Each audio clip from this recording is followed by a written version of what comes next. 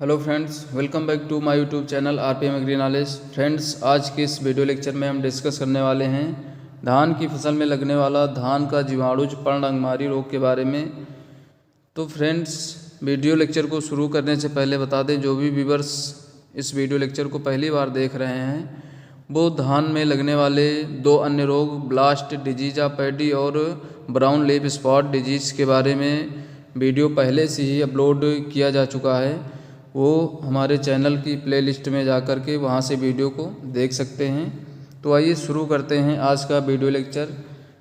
धान का जीवाणुज पर्ण अंगमारी रोग, जिसको हम bacterial leaf blight of paddy के नाम से भी जानते हैं और इसको शॉर्ट में बीएलबी डिजीज़ के नाम से भी जानते हैं। इसका जो पैथोजन है ये जीवाणु के द्वारा लगता है। जीवाणु का नाम है Xanthomonas oryzae pathovar oryzae. Host plant Oryza sativa है और ये रोग धान में प्रमुखता से देखने को मिलता है। और ये रोग जितने भी धान उगाने वाले देश हैं, कंट्रीज़ हैं एशिया में, उन सभी देशों में ये रोग व्यापक रूप से देखा गया है। और ये पहली बार जापान के फुकुओका शहर है, वहाँ पर 1884 में देखा गया था, जिसको वहाँ पर वाइट वेदरिंग डिजीज़ के नाम से भी जानते हैं। और ये रोग भारत में काफ़ी व्यापक रूप से देखने को मिला है। एक किस्म धान की आई थी TN1 टाइचुंग नेटिव फर्स्ट, जो कि किस्म थी, इसके द्वारा काफ़ी रोग प्रसारित हुआ है विभिन्न देशों में, क्योंकि ये जो किस्म थी ये बैक्टीरियल लीफ ब्लाइट डिजीज़ के प्रति काफ़ी अधिक रोगग्राही थी। इस कारण ये रोग काफ़ी तेज़ी के साथ फैला, क्योंकि TN1 जो किस्म थी ये काफ़ी ज़्यादा मात्रा में हर देश में उगाई जाने लगी थी।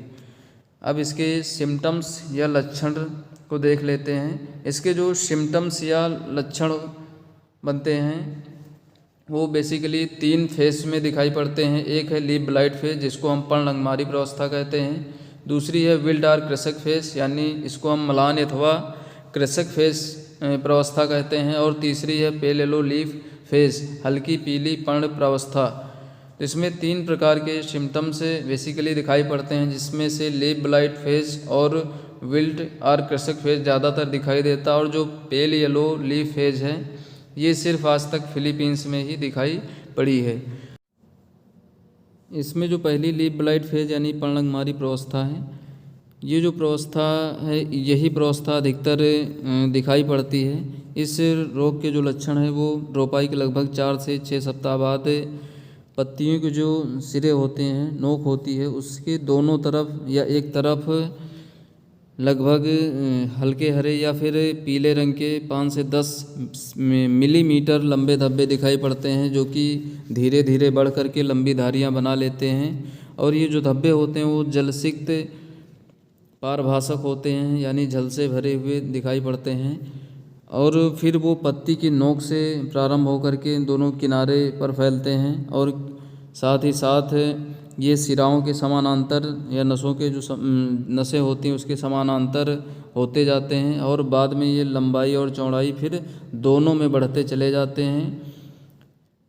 जब इन्फेक्शन अधिक होता है तो उस कंडीशन में ये सिरे से लेकर के नीचे आधार तक पूरी पत्तियां सूख जाती हैं। और उसके बाद फिर ये रोग पत्तियों से होते हुए जो पर्णछद हैं वहाँ पर और फिर अंततः तने पर फैल जाता है, जिसके कारण फिर उसके टिलर्स यानी जो कल्ले होते हैं वो सूख जाते हैं, या कभी कभी संपूर्ण पौधा भी सूख जाता है। नम मौसम में क्या होता है, इनकी जो रोगी भाग होते हैं वहाँ पर छोटी छोटी धुंधली, जैसे इसमें देख रहे हैं, छोटी छोटी धुंधली बूंदों के रूप में हल्के अंबर रंग का जीवाणुज निपंक निकलता है, जिसको हम बैक्टीरियल ओज के नाम से भी जानते हैं। ये जब वर्षा नहीं होती है तो उस कंडीशन में ये जीवाणुज निपंक सूख कर कठोर हो जाता है। और वहाँ पर जो लिजन्स या छतस्थल होते हैं वहाँ पर पीले या फिर गेहुए रंग का रालदार कणिकाएँ या फिर सूक्ष्म सफ़ेद पपड़ियों के रूप में जमा दिखाई पड़ता है। कभी कभी जब रोग काफ़ी उग्र होता है तो उस कंडीशन में इसमें बालियाँ नहीं बन पाती हैं। अगर बालियाँ भी बनती हैं तो उसमें दाने नहीं बन पाते हैं। इसके बाद दूसरी प्रावस्था है इसमें कृषक या विल्ट फेज। जो कृषक या विल्ट फेज प्रावस्था होती है ये सबसे हानिकारक प्रावस्था है। इसमें जब रोग होता है तो वहाँ पर वैस्कुलर सिस्टम ही लगभग प्रभावित हो जाता है। ये रोग मुख्यतः जो नवजात पौधे होते हैं यानी जो पौधे छोटे होते हैं, नर्सरी वाले पौधे होते हैं, मान चलिए जब रोपाई करते हैं तो उसी समय दिखाई पड़ता है। इसमें जो पौधे की बाह्य पत्तियां होती हैं वो मुरझाकर धूसर हरी या फिर हल्के भूरे रंग की हो जाती हैं और वो प्रायः जल में तैरने लगती हैं। इस प्रकार के सिम्टम्स वहाँ पर दिखाई पड़ सकते हैं। ये फिर धीरे धीरे रोग सिस्टमिक हो जाता है यानी पूरे पौधा इससे इन्फेक्टेड हो जाता है और पत्तियां लिपट करके नीचे झुककर पीले या भूरे रंग की हो जाती हैं। फिर धीरे धीरे अंत में जो टिलर्स कल्ले होते हैं वो सूख जाते हैं। में तीसरी प्रावस्था है पेल येलो लीफ फेज यानी हल्की पीली पर्ण प्रावस्था। इसमें पौधे की जो कोमल पत्तियां होती हैं वो पीली या सफ़ेद हो जाती हैं जो कि बाद में फिर पीली या भूरी होकर सूख जाते हैं। जैसा कि हमने पहले बताया ये जो प्रावस्था होती है ये सिर्फ फिलीपींस में ही पाई जाती है, बाकी अन्य किसी देश में इस प्रकार के सिम्टम्स नहीं दिखाई पड़े हैं। अब इसके बाद इसकी इटियोलॉजी देख लेते हैं। इसका पैथोजन का नाम है Xanthomonas oryzae pathovar oryzae. Nature of pathogen ये ग्राम नेगेटिव बैक्टीरिया है यानी ग्राम आग्राही बैक्टीरिया है। किंगडम बैक्टीरिया है। Phylum proteobacteria. क्लास इसकी गैमा प्रोटियोबैक्टीरिया। उसके बाद ऑर्डर जैंथोमोनाडेल्स। फैमिली इसकी जैंथोमोनाडेसी। Genus Xanthomonas. स्पीशीज इसकी ओराइजी है। ये जो बैक्टीरिया होते हैं लगभग दंडाकार या फिर छड़ाकार होते हैं और ये गोल सिरा वाले होते हैं। जैसे यहाँ पर बैक्टीरिया का फिगर देख रहे होंगे तो ये लगभग दंडाकार हैं और इनके यहाँ पर जो सिरे दिखाई पड़ रहे हैं वो गोलाकार हैं। इनकी जो साइज होती है वो लंबाई 1 से 2 म्यू की है और इनकी जो चौड़ाई होती है विड्थ वो लगभग 0.5 से 0.8 म्यू की होती है। ये अकेले भी मिलते हैं और युग्म में भी मिलते हैं और इनके जो पोलर रीजन है ध्रुव वहाँ पर 6 से 8 म्यू का। ये जो फ्लैजिला यहाँ पर इस प्रकार से दिखाई पड़ रहा है ये लगभग 6 से 8 म्यू का इसके एक ध्रुवी फ्लैजिला होता है जिसके द्वारा ये गति करता है। और इनमें जो बीजाणु या फिर श्रृंखलाएँ इसमें नहीं बनती हैं। इसको जो कल्चर मीडिया है उस पर वृद्धि 25 से 30 डिग्री सेल्सियस तापमान पर आसानी से इसको उगा सकते हैं, ग्रो करा सकते हैं। और इसके लिए जो थर्मल डेड पॉइंट है वो 53 डिग्री सेल्सियस है, अर्थात ये 53 डिग्री सेल्सियस पर ये जीवाणु मर जाता है। इसके बाद है disease cycle and favourable conditions यानी जो रोग चक्र और अनुकूल दशाएं। इस पैथोजन या रोगजनक का प्राइमरी इनाकुलम सोर्स यानी जो प्राथमिक निवेश द्रव्य सोर्स है वो लिर्सिया ओरिजोइड्स है। लिर्सिया ओरिजोइड्स वैरायटी जैपोनिका है जो सी स्पीशीज है। या फिर धान जो रोग ग्रसित फसल हुई थी उसका क्रॉप रेसिड्यू है जिसमें उनके बीज हो सकते हैं। इसके अलावा उसकी धान की पुआल हो सकती है रोग ग्रसित। इसके अलावा जो फसल कटने के बाद खेतों में ठूंठ रह जाते हैं वो सभी प्राथमिक निवेश द्रव्य का कार्य करते हैं। इसी के ऊपर पैथोजन उत्तरजीवित होते हैं, लेकिन ये देखा गया है कि ये रोग चक्र के लिए उतना महत्वपूर्ण नहीं होते हैं। लेकिन कुछ वैज्ञानिकों का यह भी मानना है कि ये सीड बॉर्न डिजीज़ है, ये बीजों के द्वारा फैलता है।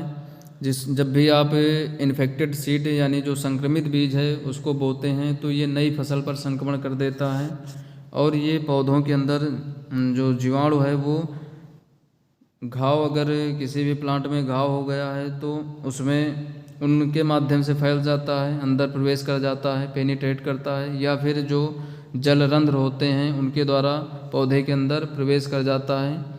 और जब भी सेकेंडरी इन्फेक्शन होता है तो वहाँ पर जो पौधे रोगी हो जाते हैं उनकी पत्तियों पर बैक्टीरियल ओज यानी जो स्राव निकलता है जीवाणुज, उससे सेकेंडरी इन्फेक्शन होता है। और जब भी स्राव निकलता है तो उस समय अगर वर्षा हो जाती है या फिर तूफ़ानी हवाएं चलने लगती हैं या फिर सिंचाई की जाती है या फिर जो जल है और कीटों के द्वारा ये रोग शीघ्रता से फैल जाता है। अब इसका मैनेजमेंट देख लेते हैं। डिजीज़ मैनेजमेंट यानी रोग प्रबंध। रोग प्रबंध में दो चीज़ें आप अपना सकते हैं, एक प्रिवेंटिव मेजर्स है, दूसरा क्यूरेटिव मेजर्स। प्रिवेंटिव मेजर्स में आप क्या कर सकते हैं, आप डिजीज़ फ्री सीड्स को बो सकते हैं, उसका प्रयोग कर सकते हैं। जब भी आप नर्सरी करें तो ये ज़रूर देख लें कि जो भी बीज है आपका वो सर्टिफाइड हो और किसी अच्छे स्रोत से लिया गया हो। इसके अलावा जो भी फील्ड सैनिटेशन कर देना है, यानी जो रोग ग्रसित फसल है उसके अवशेषों को जला देना चाहिए और खेत के आसपास जितने भी उपस्थित कोलेट्रल होस्ट हैं उनको भी नष्ट कर देना चाहिए। जैसे जो लिड्सिया स्पीसीज हैं उनके प्लांट्स हैं उनको नष्ट कर देना चाहिए। और जब भी फर्टिलाइज़र का आप यूज कर रहे हैं तो वहाँ पर संतुलित मात्रा फर्टिलाइज़र की यूज करना चाहिए। इसके अलावा ड्रेनेज सिस्टम का मैनेजमेंट भी प्रॉपर तरीके से करना चाहिए। इसके अलावा आप रेसिस्टेंट वैरायटी उगा सकते हैं, जैसे रत्ना है, जयश्री है, पूसा 21 है, IR 20 है, सत्या है, रुचि है। इन किस्मों को उगाया जा सकता है। क्यूरेटिव मेजर्स में आप बैक्टीरिया के द्वारा लगने वाला रोग, तो इसमें एग्रीमाइसिन 100 को 75 ग्राम ले लीजिए और ब्लाइटॉक्स 50 को 500 ग्राम ले लीजिए, जिसको दोनों की मात्राओं को आपस में मिला करके 500 लीटर पानी में घोल करके छिड़काव कर दिया जाता है, जिससे रोग कंट्रोल हो जाता है। तो ये था हमारा आज का वीडियो लेक्चर। कैसा लगा कमेंट बॉक्स में ज़रूर बताएं। वीडियो को ज़्यादा से ज़्यादा शेयर करें, लाइक करें और चैनल को सब्सक्राइब करें।